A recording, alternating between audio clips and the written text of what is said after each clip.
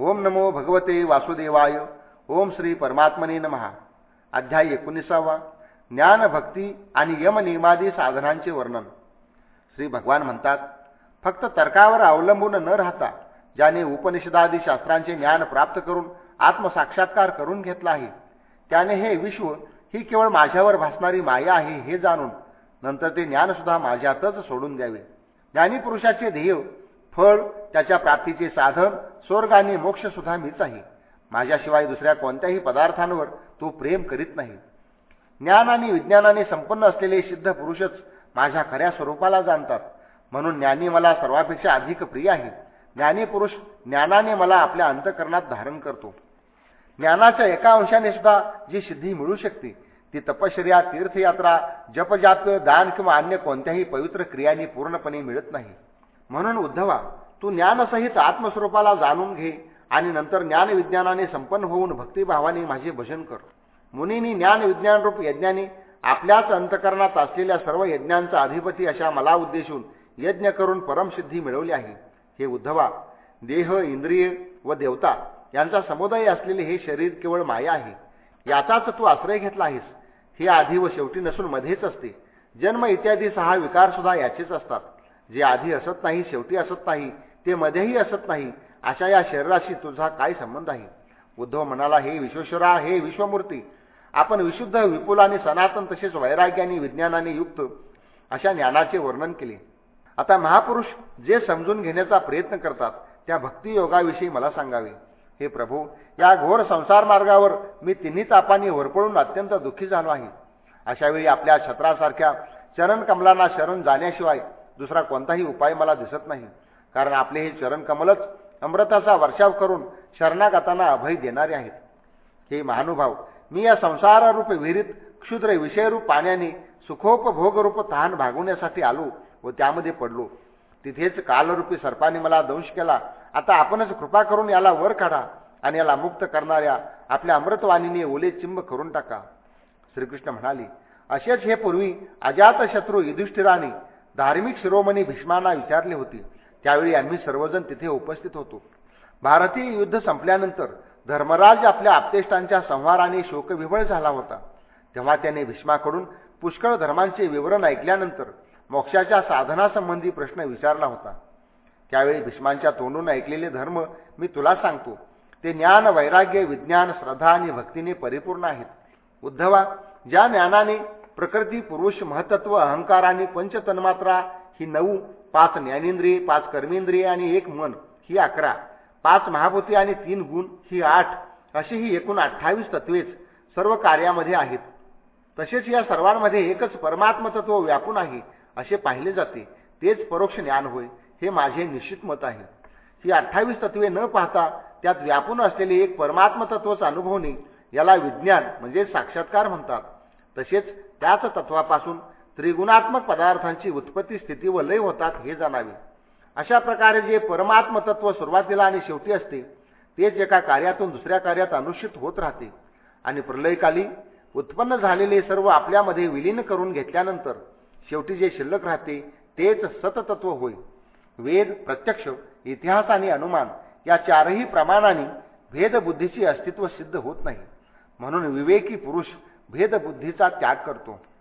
जसे या लोकातील भोग नाशवान आहेत, त्याचप्रमाणे यज्ञादी कर्मांच्या फलस्वरूप मिळणारी स्वर्गादी ब्रह्मलोकापर्यंतची सर्व सुखे अमंगल, दुःखदायी आणि नाशवान आहेत असे विवेकी माणसाने जाणावे. हे पुण्यशील उद्धवा, भक्तियोगाचे स्वरूप मी तुला यापूर्वीच सांगितले आहे, परंतु तू ऐकण्याची तुला अतिशय आवड आहे. म्हणून मी तुला पुन्हा माझी भक्ती प्राप्त होण्याचे श्रेष्ठ साधन सांगतो. माझ्या अमृतमय कथांविषयी श्रद्धा ठेवावी. नेहमी माझ्या गुणांचे आणि नामांचे संकीर्तन करावे. माझी पूजा करण्यात अत्यंत निष्ठा ठेवावी आणि स्तोत्रांच्या द्वारे माझी स्तुती करावी. माझ्या सेवेमध्ये आदर ठेवावा. मला साष्टांग नमस्कार करावा. माझ्या भक्तांची पूजा विशेष रीतीने करावी आणि सर्व प्राण्यांमध्ये मला पाहावे. आपले सर्व व्यवहार फक्त माझ्यासाठीच करावेत. वाणीने माझ्याच गुणांचे वर्णन करावे आणि आपले मन मलाच अर्पण करून कामना सोडून द्याव्यात. धन, भोग आणि सुखाचा माझ्यासाठी त्याग करावा आणि यज्ञ, दान, हवन, जप, व्रत, तप असे सर्व काही माझ्यासाठीच करावे. उद्धवा, जे लोक या धर्माचे पालन करून मला समर्पित होतात त्यांच्या हृदयामध्ये माझ्या भक्तीचा उदय होतो, मग त्याला आणखी काय मिळायचे शिल्लक राहणार.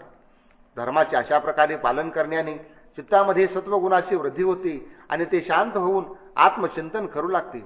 त्यावेळी भक्ताला धर्म, ज्ञान, वैराग्य आणि ऐश्वर स्वतःहून प्राप्त होते. तेच मन जेव्हा मिथ्या प्रपंचात रमून इंद्रियासह इकडे तिकडे भरकटू लागते, तेव्हा ते चित्त रजोगुणाने व्यापून नश्वर विषयात गुंतते, तेव्हा त्याची स्थिती वरील स्थितीच्या उलट होते. उद्धवा, ज्याच्यामुळे माझी भक्ती उत्पन्न होते तोच धर्म होय. ज्यामुळे ब्रह्म आणि आत्मा यांच्या एकतेचा साक्षात्कार होतो तेच ज्ञान होय. विषयापासून अलिप्त राहणे हेच वैराग्य होय आणि अनिमादी सिद्धी हेच ऐश्वर होय. उद्धवाने विचारले, हे रिपुसूदना, यम आणि नियम किती प्रकारचे आहेत? हे श्रीकृष्णा, शम म्हणजे काय, दम म्हणजे काय, हे प्रभू, तितिक्षा आणि धैर्य हे काय आहे? दान, तपश्चर्या, शौर्य, सत्य, ऋत, त्याग, कल्याणकारी धन, यज्ञ आणि दक्षिणा यांचे स्वरूप काय आहे? श्रीमान केशवा, पुरुषाचे खरे बळ कोणते? भग आणि लाभ म्हणजे काय? विद्या, लज्जा, श्रेष्ठ स्त्री, तसेच सुख व दुःख हे काय आहे? पंडित आणि मूर्ख यांची लक्षणे कोणती? सन्मार्ग आणि कुमार्ग म्हणजे काय? स्वर्ग आणि नरक हे काय आहेत? बंधू कोणाला मानावे? घर म्हणजे काय? धनवान कोण आणि निर्धन कोण? कंजूस कोण आहे? ईश्वर कोणाला म्हणतात? हे भक्तवत्सल प्रभू, आपण माझ्या या प्रश्नांची उत्तरं द्या. त्याचबरोबर यांच्या विरोधी जे पदार्थ आहेत त्यांच्याविषयी सुद्धा सांगा. तेव्हा श्रीकृष्ण म्हणाले, अहिंसा, सत्य, चोरी न करणे, आसक्ती नसणे, लज्जा, असंग्रह, आस्तिकता, ब्रह्मचर्य, मौन, स्थिरता, क्षमा आणि अभय हे यम आहेत. अंतशुद्धी, बहिशुद्धी, जप, तप, हवन, श्रद्धा, अतिथी सेवा, माझे पूजन, तीर्थयात्रा, परोपकार, संतोष आणि गुरुसेवा हे नियम. अशा प्रकारे यम आणि नियम या दोन्हींची संख्या प्रत्येकी 12 आहे. हे उद्धवा, जे लोक यांचे पालन करतात त्यांना हे त्यांच्या इच्छेनुसार फळे देतात. माझ्या ठायी बुद्धी स्थिर करणे म्हणजेच शम होय. इंद्रियांच्या संयमाचे नाव दम आहे. दुःख सहन करण्याला तितिक्षा म्हणतात. जीभ आणि जननेंद्रिय यांच्यावर विजय मिळवणे हेच धैर्य होय. सर्वांना अभय देणे हेच परमदान आहे. कामनांचा त्याग म्हणजेच तप, आपल्या वासनांवर विजय मिळवणे म्हणजेच शूरता आणि समदर्शन हेच सत्य होय. मधुर भाषणाला महात्म्यांनी ऋत म्हटले आहे. कर्मामध्ये आसक्त न होणे म्हणजेच पावित्र्य, कामनांचा त्याग हाच संन्यास. धर्म हेच माणसाचे कल्याणकारी धन आहे. मी परमेश्वर यज्ञ आहे. ज्ञानाचा उपदेश करणे म्हणजे दक्षिणा होय. प्राणायाम हेच श्रेष्ठ बळ होय. माझे ऐश्वर्यच भग आहे. माझी भक्ती हाच उत्तम लाभ आहे.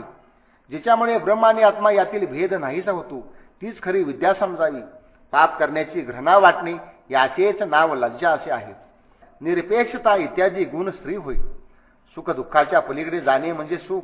विषयांची कामना हेच दुःख समजावे आणि बंधन व मोक्षाचे तत्व जाणणे हेच पांडित्य होय. शरीर इत्यादींना मी मानणारा तो मूर्ख होय.